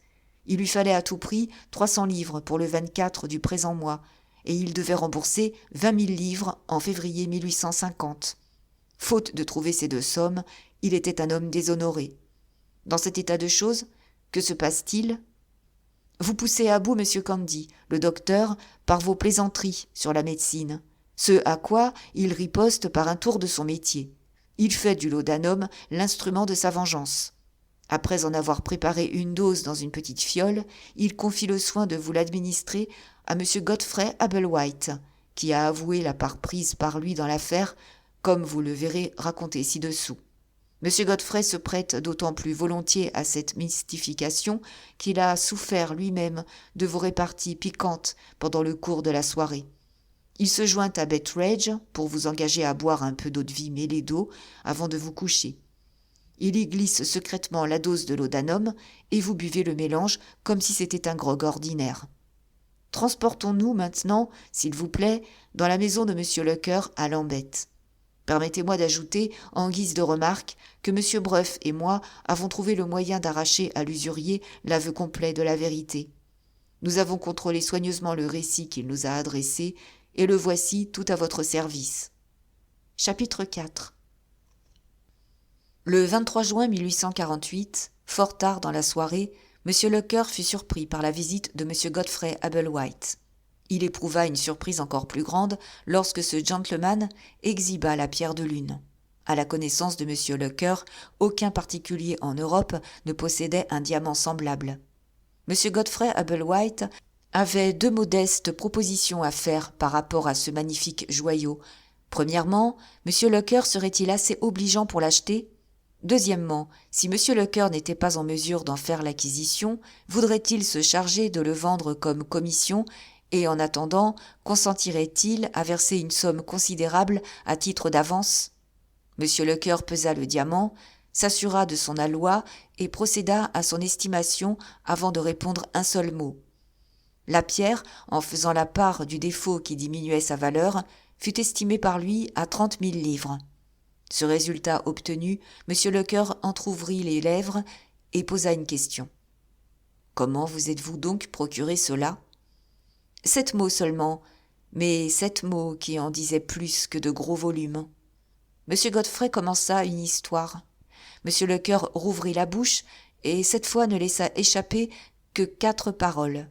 « Cela ne prendra pas. » M. Godfrey entama une autre histoire. M. Lecœur ne perdit plus son temps à en contester l'exactitude. Il se leva, sonna et dit au domestique de reconduire le gentleman. Sur le point d'être congédié, M. Godfrey fit un nouvel effort et donna de l'affaire une version revue et corrigée comme il suit. Après avoir ajouté subrepticement l'opium à votre breuvage, il vous souhaita le bonsoir et se retira dans sa chambre. Celle-ci était contiguë à la vôtre et les 2 pièces avaient une porte de communication entre elles. En entrant dans sa chambre, M. Godfrey crut avoir fermé cette porte. Ses soucis d'argent le tinrent éveillé. Il resta, en robe de chambre et en pantoufles, à songer pendant plus d'1 heure. Au moment où il se disposait à se coucher, il vous entendit, parlant tout haut dans votre chambre. Il alla alors vers la porte et vit qu'elle n'était pas fermée. Il regarda dans votre chambre pour voir ce qui s'y passait et vous aperçut, une bougie à la main, prêt à quitter la pièce. Il vous entendit vous disant à vous-même d'une voix toute différente de votre voix habituelle. « Qu'en puis-je savoir ? Les Indiens peuvent être cachés dans la maison. » Jusqu'à ce moment-là, M. Godfrey avait sincèrement cru, en vous administrant le laudanum, n'être que l'instrument d'une plaisanterie sans conséquence. Il comprit alors que la drogue avait produit sur vous un effet dont ni le docteur ni lui-même ne s'étaient doutés. Dans la crainte d'un accident, il vous suivit sans bruit pour voir ce que vous feriez. Il vous accompagna jusqu'au petit salon de Miss Verinder et vous y vit entrer. Vous laissâtes la porte ouverte. Il regarda par la fente existant ainsi entre la porte et le mur avant d'entrer lui-même dans la pièce. Dans cette position, il vous vit non seulement prendre le diamant dans le tiroir, mais il aperçut aussi Miss Verinder qui vous suivait silencieusement des yeux sur le seuil de sa porte entr'ouverte. Il fut donc assuré qu'elle aussi vous avait vu prendre le diamant. Avant de quitter le salon, vous eûtes un moment d'hésitation. M. Godfrey prit avantage de cette incertitude pour regagner promptement sa chambre avant que vous puissiez le découvrir. Il y était à peine arrivé que vous le rejoigniez et il supposa que vous l'aviez vu passer par la porte de communication. En tout cas, vous l'appelâtes d'une voix étrange et somnolente. Il revint vers vous, vous levâtes sur lui des yeux appesantis par le sommeil. Vous mîtes le diamant dans sa main en lui disant « Reportez-le, Godfrey, à la banque de votre père. Là, il sera en sûreté. Ici, il est trop exposé. » Vous vous retournâtes ensuite d'un air de souffrance et, après avoir passé votre robe de chambre, vous vous assîtes dans un des fauteuils de votre chambre en murmurant « Je ne puis le porter moi-même à la banque. Ma tête semble être de plomb. Mes jambes fléchissent sous moi. » Votre tête tomba sur le dos du fauteuil. Vous poussâtes un profond soupir et au bout d'1 minute, vous étiez endormi. M. Godfrey Abelwhite rentra dans sa chambre avec le diamant. Il prétend n'avoir pris aucun parti à ce moment et s'être borné à attendre afin de voir ce qui surviendrait dans la matinée. Le matin venu, votre attitude et votre langage furent ceux d'un homme absolument ignorant de ce que vous aviez fait ou dit dans la nuit. Miss Verinder témoigna en même temps qu'elle ne vous accuserait pas, par convenance et par pitié. Donc, si M. Godfrey voulait s'approprier la pierre, il était assuré de l'impunité. Le diamant lui offrait le salut à la place d'une ruine inévitable. Son choix fut fait. Il mit le diamant dans sa poche.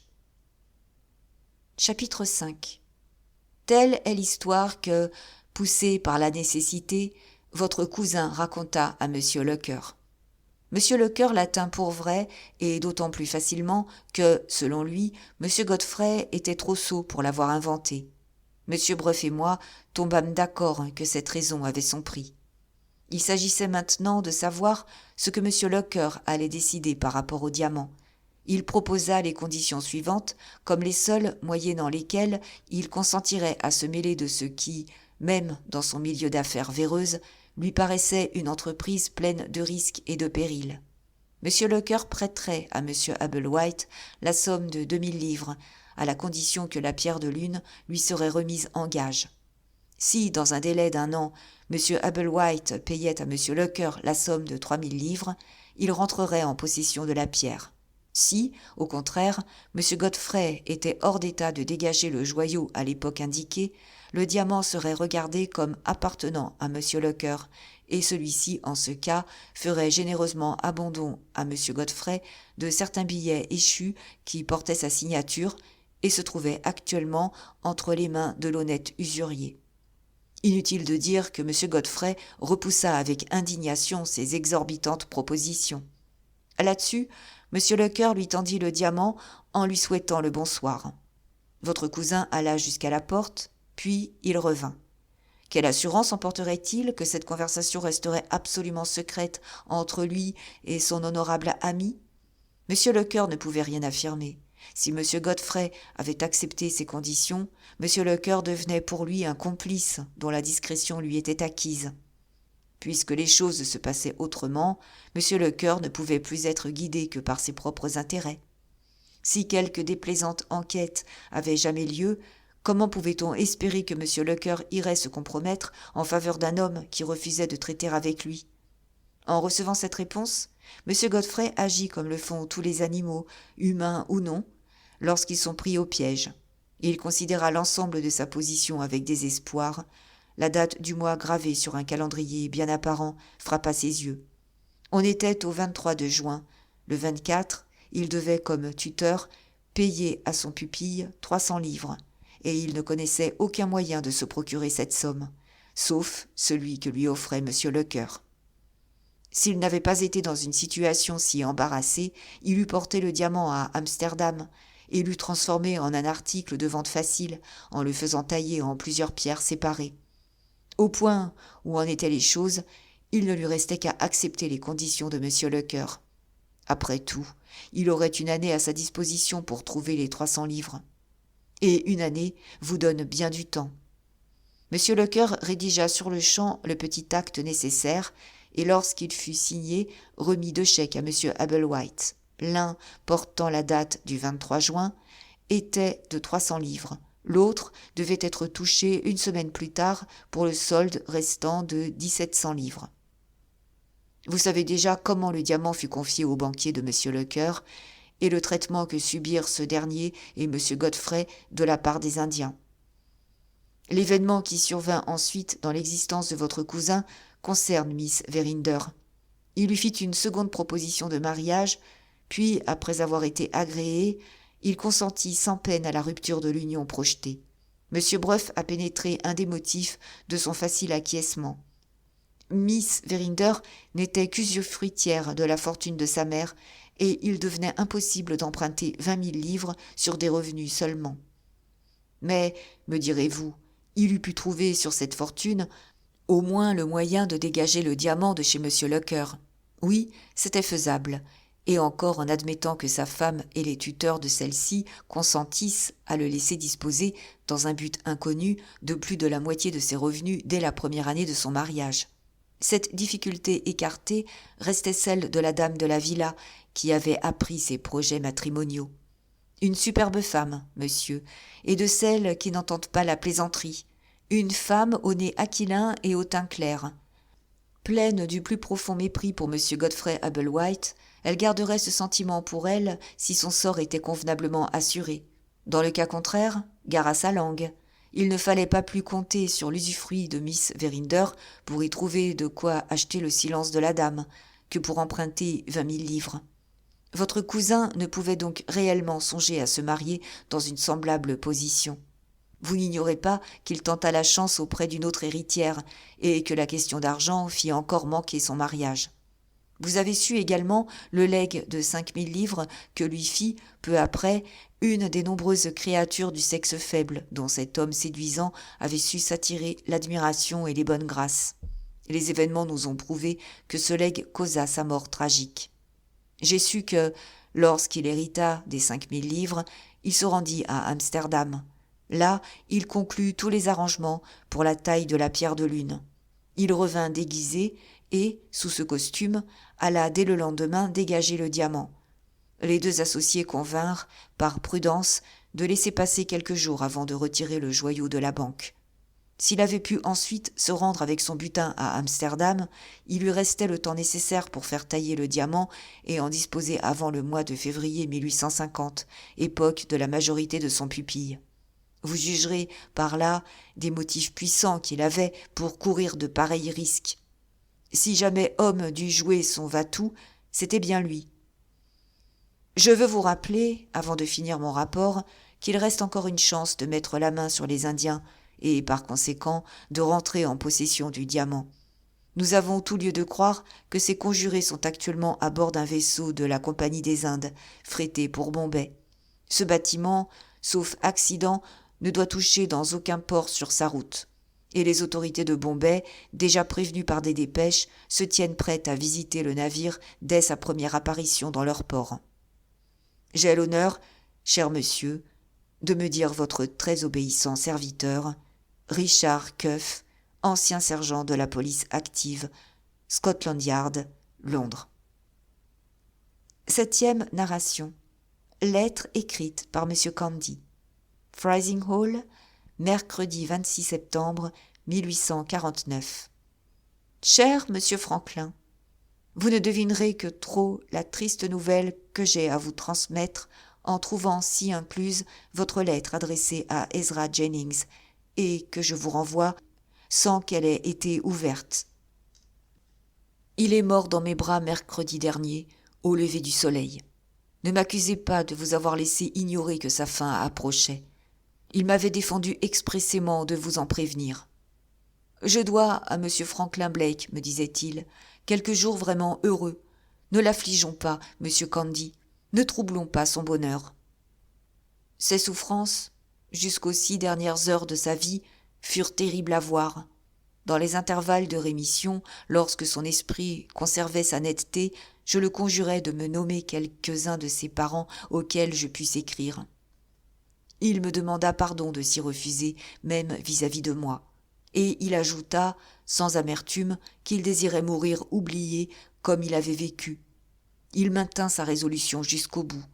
Il ne reste donc aucun espoir de découvrir quelque chose de plus sur cette vie absolument inconnue. La veille de sa mort, il m'indiqua où se trouvaient ses papiers, et je les lui apportai. Il mit de côté une petite liasse de vieilles lettres. Son livre inachevé, son journal en plusieurs volumes s'y trouvait joint. Il ouvrit le volume de la présente année et en déchira les pages relatives au rapport que vous eûtes ensemble. « Donnez ceci, dit-il, à M. Franklin Blake. Un jour peut-être, il prendra quelque intérêt à la lecture de ce qui est écrit ici. » Puis il joignit les mains et pria Dieu avec ferveur de vous bénir ainsi que tous ceux qui vous sont chers. Il me dit qu'il eût bien désiré vous revoir, mais presque aussitôt, il changea d'avis. « Non, répondit-il, lorsque je lui offrais d'écrire. Je ne veux pas être une cause de chagrin pour lui. » Sur sa demande, je rassemblai tous ses papiers et je les réunis dans une même enveloppe scellée de mon cachet. « Promettez-moi, fit-il, que vous mettrez ceci de vos propres mains dans mon cercueil et que vous veillerez à ce que personne d'autre n'y touche après. » Je lui fis cette promesse et elle a été religieusement tenue. Il m'adressa ensuite une autre prière à laquelle il me fut bien dur de me rendre. « Que ma tombe soit oubliée, me dit-il. Donnez-moi votre parole d'honneur que vous ne permettrez pas qu'aucun monument, que même le moindre signe commémoratif s'élève sur ma fosse. Laissez-moi dormir ignoré et sans nom. Que le lieu de mon repos reste inconnu. » Lorsque je m'efforçais de faire fléchir sa résolution, il éprouva pour la première fois une agitation extraordinaire. Je ne pus supporter ce spectacle et je dus céder. Un petit tertre de gazon marque seul la place de sa tombe. Dans un court espace de temps, les pierres tumulaires s'élèveront tout autour, et les gens qui viendront après nous regarderont et seront surpris en voyant cette tombe sans nom. Ainsi que je vous l'ai dit, ses souffrances cessèrent 6 heures avant sa mort. Il s'assoupit. Je crois qu'il rêvait. Une fois ou deux, un sourire passa sur ses lèvres et un nom de femme. Celui d'Ella, à ce qu'il me sembla, s'en échappa à plusieurs reprises. Quelques instants avant sa fin, il me demanda de le soulever sur son oreiller, afin de voir, à travers la croisée, le soleil se lever. Il était bien faible, sa tête retomba sur mon épaule, et il murmura « Elle vient, elle vient !» Puis, s'adressant à moi, « Embrassez-moi !» Je baisai son front. Tout à coup, il leva la tête. Le soleil levant frappait sa figure. Une expression de repos vraiment angélique l'éclaira. Il s'écria à 3 reprises « Paix, paix, paix !» Sa tête s'affaissa de nouveau sur mon épaule, et cette pauvre vie si troublée s'éteignit. Il nous avait quittés. Cette nature était celle d'un homme de génie, bien que le monde ne l'ait point connu.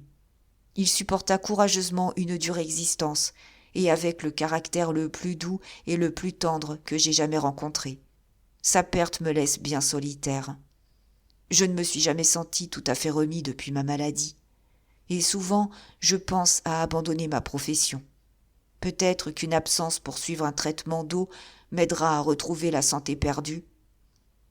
Le bruit court que votre mariage avec Miss Verinder est fixé au mois prochain. Veuillez agréer ici mes sincères félicitations. Les feuilles du journal de notre pauvre ami vous attendent chez moi, cachetées, et votre nom écrit sur l'enveloppe. J'aurais craint de les confier à la poste. J'adresse ici tous mes vœux et l'expression de mon respect à Miss Verinder. Je demeure, mon cher monsieur Blake, votre tout dévoué, Thomas Candy. 8e narration, fournie par Gabrielle Betteredge. Vous vous souvenez sans doute que je fus désigné pour être celui dont le récit ouvre ses pages, et je suis encore chargé de l'éclore ici. Que personne n'imagine que j'ai un mot à ajouter au sujet du diamant indien. J'ai le seul nom de ce maudit joyau en horreur. Par conséquent, veuillez vous adresser à tout autre que moi pour avoir telle nouvelle de la pierre de lune que vous pouvez désirer connaître. Mon but, en commençant ces lignes, est de parler d'un événement de famille que tout le monde a laissé de côté et que je ne puis supporter de voir aussi peu respectueusement passer sous silence. C'est au mariage de Miss Rachel et de M. Franklin Blake que je fais allusion. Cet intéressant événement eut lieu dans notre maison du Yorkshire le mardi 9 octobre 1849. Je me fis entièrement habiller de neuf pour l'occasion, et l'heureux couple alla passer la lune de miel en Écosse. Les fêtes de famille étant devenues rares chez nous depuis la mort de ma pauvre maîtresse, j'avouerai qu'en l'honneur de ce mariage, je pris vers la fin de la journée une petite goutte de trop. Si jamais vous avez eu la même faiblesse, vous me comprendrez. Dans le cas contraire, il est présumable que vous vous écrierez « Quel vieillard inconvenant! Pourquoi venir nous raconter cela ?» Vous allez en savoir la raison. Dieu vous garde, vous avez aussi votre vice favori. Seulement, le vôtre n'est pas le mien, et le mien n'est pas le vôtre. Voilà tout. Ayant donc pris cette malheureuse goutte de trop, je recours aussitôt à mon remède infaillible, qui est, vous le savez, Robinson Crusoé. Je ne saurais préciser à quel endroit j'ouvris ce livre sans pareil, mais en revanche, je sais parfaitement à quel passage je m'arrêtais. C'était à la page 318, à une place où il était question du mariage de Robinson Crusoé, ainsi qu'il suit. C'est avec ces pensées que j'envisageais mon nouvel engagement et que je songeais que j'ai une femme. Remarquez que c'est ce qu'a M. Franklin. Qu'un enfant m'est né. Remarquez encore que ce pourra être le cas de M. Franklin. Et qu'alors, ma femme... Ce que la femme de Robinson fit ou ne fit pas me fut bien indifférent. Je ne m'en souciais pas. Je marquai au crayon le passage relatif à la femme et à l'enfant, et j'y mis un signet en papier. « Reste en paix, me dis-je, jusqu'à ce que le mariage de M. Franklin et de Miss Rachel soit plus vieux de quelques mois, et alors nous verrons bien. » Il se passa plus de mois que je ne l'avais prévu, avant qu'une occasion se présentât de déranger la marque du livre. Ce ne fut qu'au mois de novembre actuel 1850 que M. Franklin entra dans ma chambre de la meilleure humeur du monde et me dit « Betteredge, j'ai une nouvelle à vous apprendre. D'ici à peu de mois, il y aura un événement intéressant dans la maison. » « Un événement de famille, monsieur ?» demandai-je. « Sans nul doute, » répondit monsieur Franklin. « Notre bonne maîtresse a-t-elle quelque chose à faire avec cette nouvelle, je vous prie, monsieur ?»« Elle a beaucoup à y faire, » dit monsieur Franklin, qui commençait à paraître un peu étonné. « Vous n'avez pas besoin de dire un mot de plus, monsieur, fis-je. Dieu vous bénisse tous les deux. Je suis enchanté d'apprendre cela. » Monsieur Franklin me dévisagea muet de surprise. « Puis-je me permettre de vous demander d'où vous tenez cette nouvelle ?» me demanda-t-il. « Je n'en ai été informé, et cela sous le sceau du secret, qu'il y a 5 minutes. » Quelle plus belle occasion pouvait-il y avoir de produire Robinson Crusoé et de lui lire le passage relatif à l'enfant, ce passage sur lequel je tombais le soir du mariage de monsieur Franklin. Je lus donc à haute voix ces mots providentiels en les accentuant comme ils méritaient d'être accentués. Puis je regardai monsieur Franklin sévèrement et bien en face. « Maintenant, monsieur, croyez-vous en Robinson Crusoé ?» demandai-je avec une solennité digne du sujet. « Bête, Reg, » dit monsieur Franklin, non moins solennellement, « je suis enfin convaincu. » Il me prit les mains et je sentis que je l'avais converti. Je termine ici ma narration sur l'impression de cette mémorable circonstance. Que personne ne rit de l'unique anecdote que contient mon récit. Vos plaisanteries sur tout autre point sont les bienvenues, mais lorsque je parle de Robinson Crusoé, par le Seigneur, je le fais sérieusement et je vous demande de le prendre de même. Cela dit, tout est dit. Mesdames et messieurs, je vous salue bien. Mon histoire est finie. Épilogue. Le diamant retrouvé.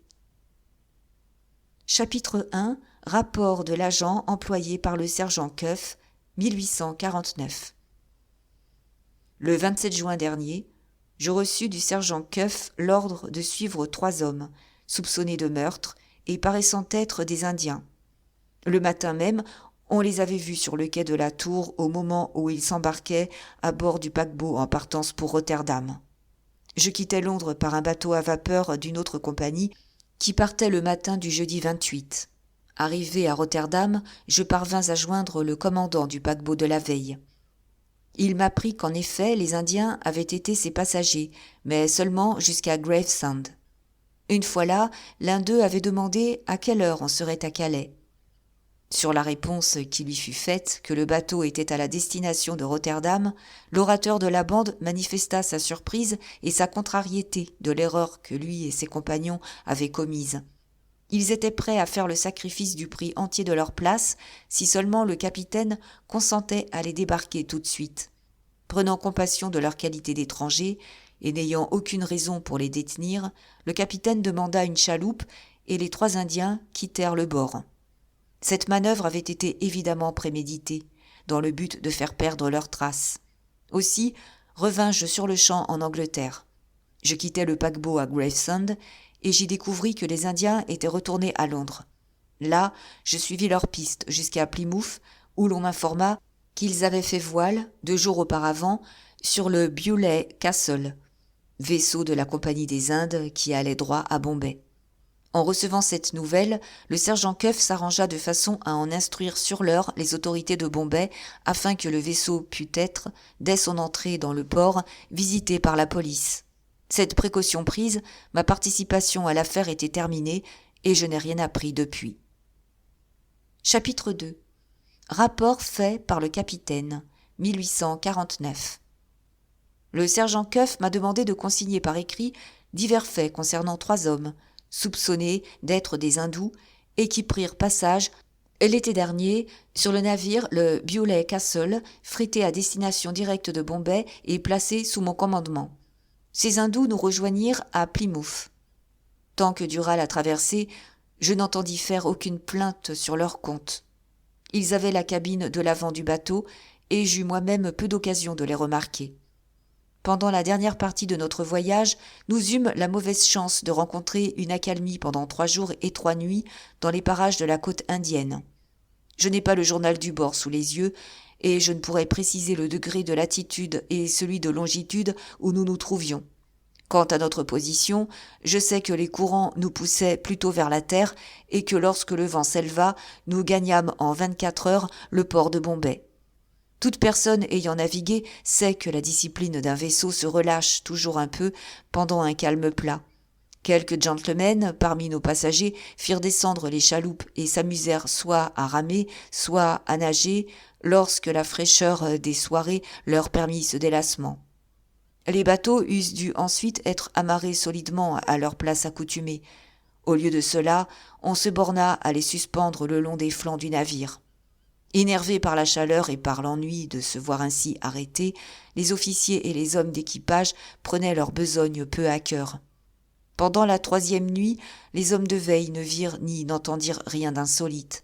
Mais lorsque le jour parut, on constata l'absence de la plus petite des chaloupes, puis on découvrit aussi l'absence des 3 hindous. Ces hommes avaient, selon toute apparence, volé le bateau pendant l'obscurité de la nuit. Nous étions si près de terre qu'il devenait parfaitement inutile d'envoyer à leur poursuite, car j'étais certain que, même en faisant la part de la fatigue et de l'inexpérience des rameurs, ils avaient dû aborder dès le point du jour.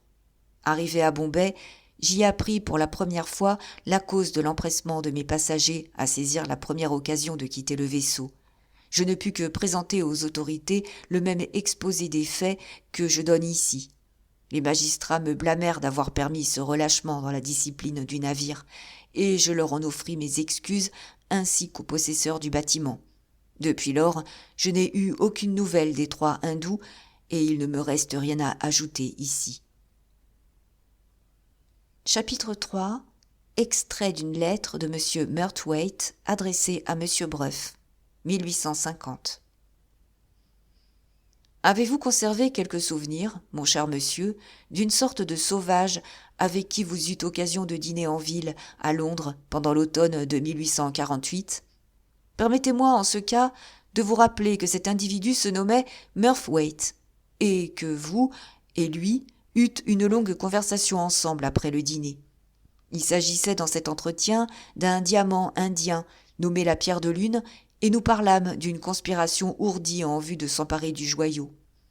Depuis ce temps, j'ai erré à travers l'Asie centrale, puis je suis revenu sur le théâtre de maintes de mes aventures passées dans le nord et dans le nord-ouest de l'Inde. Je me trouvais, il y a environ 15 jours, dans une certaine province bien peu connue en Europe et qu'on appelle le Kathiawar.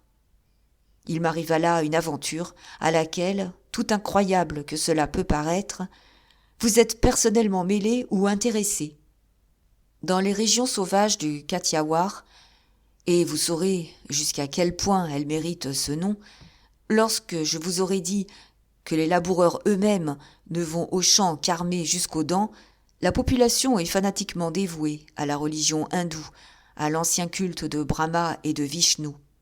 Les rares familles mahométanes, disséminées dans les villages de l'intérieur, redoutent de manger aucune espèce de viande, car un mahométan soupçonné seulement d'avoir tué une vache, animal sacré, serait mis en pièces sans merci par ses pieux voisins, les hindous. Ce qui contribue à augmenter le fanatisme religieux de cette contrée, c'est que la province du Kathiawar possède 2 des lieux de pèlerinage les plus vénérés de l'Inde. L'un d'eux est Dwarka, où naquit le dieu Krishna.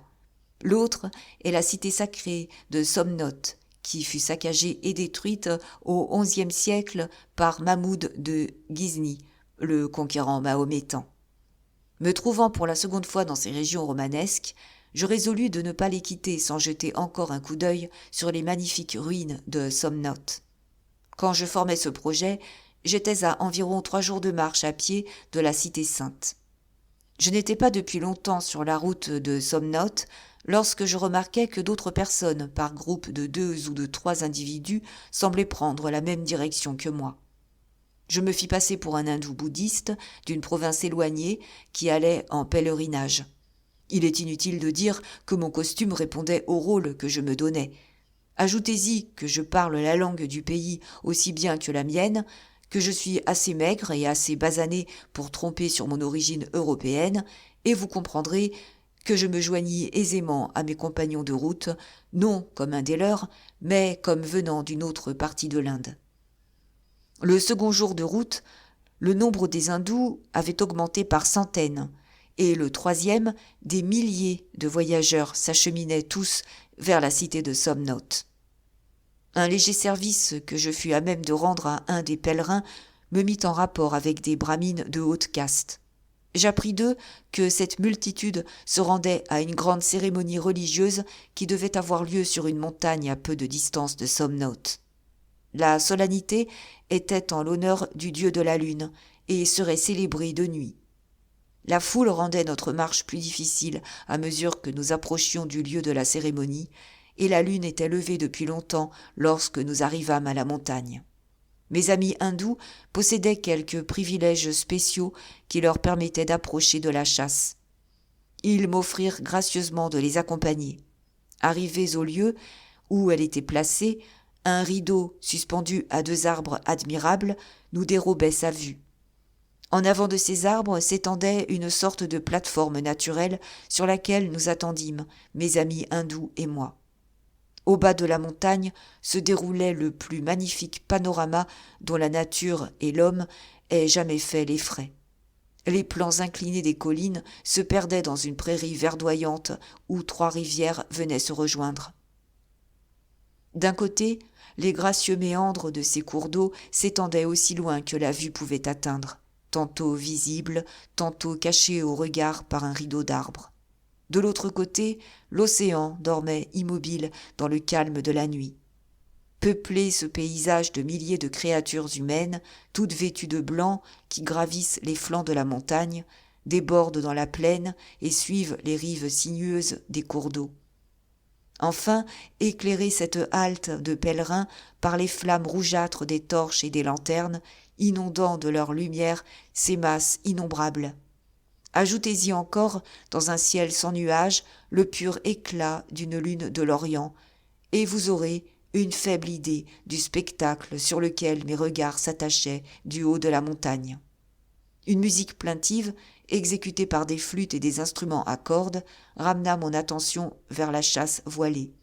Je me retournai, et je vis 3 hommes sur le rocher en forme d'estrade. Je reconnus aussitôt, parmi eux, l'individu à qui j'avais parlé un soir en Angleterre, lorsqu'il s'introduisit sur la terrasse de la maison de campagne de Lady Verinder. Les 2 autres Indiens qui se tenaient à ses côtés devaient, sans contredit, avoir été ses compagnons dans l'occasion où je vis celui dont je parle ici. Un des hindous, placé près de moi, me fit tressaillir. Il se pencha vers moi et m'expliqua l'apparition de ces 3 figures sur la plate-forme. Il me dit que ces personnages étaient des brahmines, qui avaient consenti à déchoir de leur caste pour le service du dieu. Le dieu avait ordonné que leur purification s'opérât par un pèlerinage. Cette nuit-là même, ces 3 hommes devaient se séparer et se diriger par 3 voies différentes vers les lieux de pèlerinage les plus renommés dans l'Inde. Ils ne se reverraient jamais. Jamais ils ne prendraient de repos pendant la durée de leur pérégrination, depuis le jour qui allait marquer leur séparation jusqu'à celui de leur mort. Tandis qu'il murmurait ces paroles à mon oreille, la musique cessa. Les 3 hommes se prosternèrent à terre, devant le rideau qui cachait le sanctuaire. Ils se levèrent, se regardèrent longuement et s'embrassèrent. Puis ils descendirent séparément dans la foule qui leur ouvrit passage au milieu du plus profond silence. Je vis la multitude se diviser simultanément en 3 groupes bien distincts, et presque aussitôt cette masse imposante se referma. Les 3 pèlerins étaient perdus dans la foule, nous ne devions plus les revoir. La musique éclata de nouveau, cette fois joyeuse et bruyante. La foule tressaillit et se pressa dans la direction de la chasse. Le voile se sépara lentement et le sanctuaire apparut au regard de ses adorateurs. Élevé sur un trône assis sur l'antilope symbolique, ses quadruples bras s'étendant vers les 4 points du globe, planait au-dessus de nous le dieu de la lune, rendu plus imposant et plus terrible par la lumière mystérieuse qui descendait des cieux. Là brillait, au milieu du front de la divinité, le célèbre diamant jaune, dont j'avais vu pour la première fois les feux étinceler en Angleterre, alors qu'il ornait le corsage d'une femme. Oui, après 8 siècles d'intervalle, La pierre de lune brillait encore une fois dans l'enceinte des murailles sacrées où son histoire avait commencé. Comment ce joyau est-il revenu dans cette contrée sauvage ? Par quel accident ou par quel crime les Indiens sont-ils rentrés en possession de leur pierre mystique ? Vous avez pu l'apprendre. Moi, je l'ignore. Elle vous a été enlevée en Angleterre et, si je connais bien ce peuple-ci, vous l'avez perdue à jamais. Ainsi les années passent et se répètent. Ainsi le cycle des temps ramène les mêmes événements. Quelles seront les aventures de la pierre de lune dans l'avenir ? Qui le sait ? Qui pourra le dire ? Fin.